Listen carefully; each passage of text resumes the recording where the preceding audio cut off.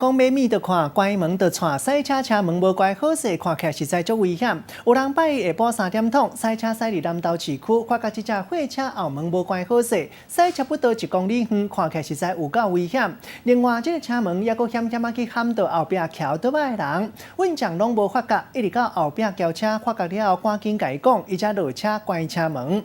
警察讲，这款的情形上盖当会当罚9000块。打开一台货车驶伫路的后壁的车门煞无关好，一路闪来闪去，佫险闪到边仔徛奥多摆的人。还好旁边没有人。危险的画面，互人看到，拢真想要问讲：运将啊，你是无发现你的门无关心吗？后面驾驶一直闪远灯提示他。代志就发生伫南投市区28号下晡3点外，有人赛车看到这台货车后壁的门无关好，驶要超1公里，一直4大顶要甲伊提起，毋过对方拢无发现，尾啊就直接甲砸落来，叫伊甲门关好。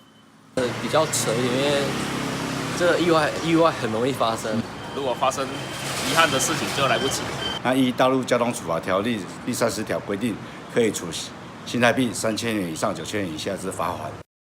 警方讲，赛车门无关好，会按照法规甲罚。好佳在尾啊，拢无发生什么意外。若无这个车门，若真正去闪着人，后果想都毋敢想。记者综合报道。